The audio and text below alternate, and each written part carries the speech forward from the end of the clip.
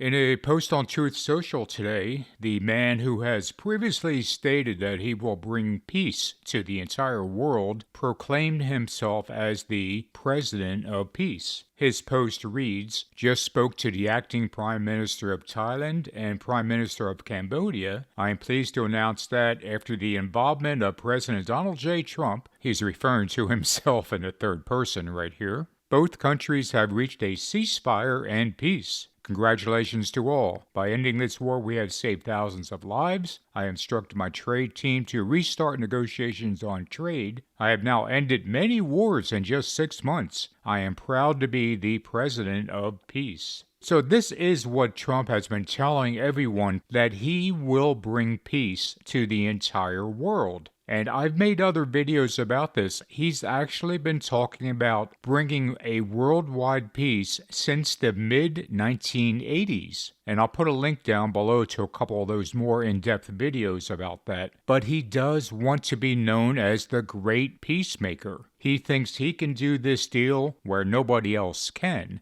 He followed up that post on Truth Social with another post where someone said that he deserves the Nobel Peace Prize, even though the left will never admit it. So not only is Trump constantly promoting himself to win the Nobel Peace Prize, the concept of being the only one who can bring peace to the entire world is something he's talked about for 40 years. What makes all of this interesting is the fact that Donald Trump lines up with the biblical descriptions for the Antichrist in many ways, and one of them has to do with how there will be a great counterfeit peace in the world before sudden destruction comes. That understanding is based on a few different verses. In 1 Thessalonians, we read the following, "For when they shall say peace and safety, then sudden destruction cometh upon them." So the Bible is telling us that there is coming a time of great peace, so much so that people will say, "We have peace and safety. At last we finally have security." But then it will be broken with destruction.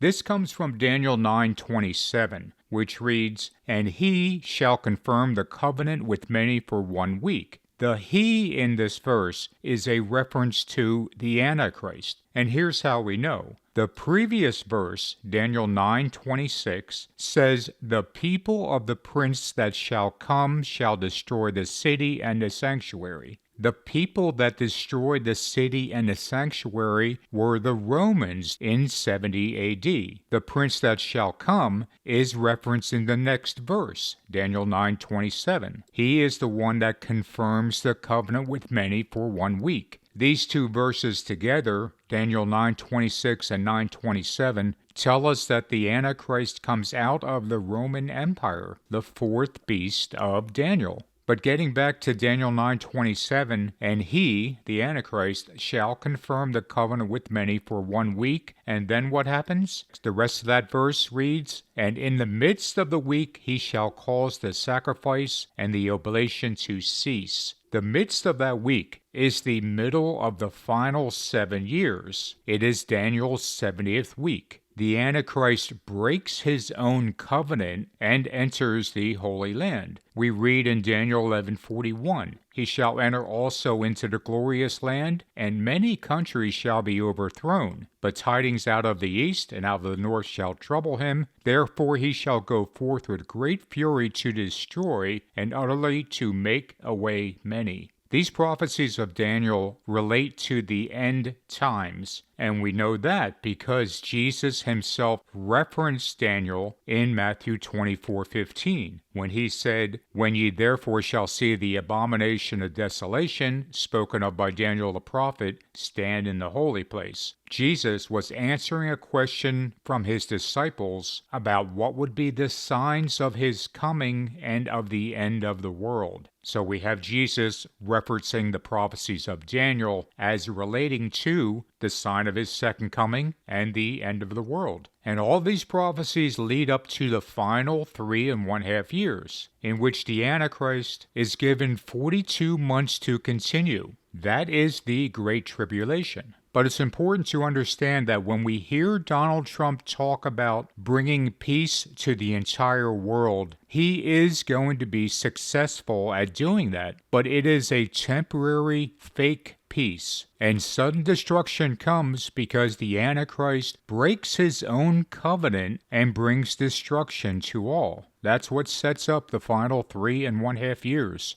So Donald Trump is going to bring peace and safety to the entire world, but not too long after that, he's also going to bring sudden destruction.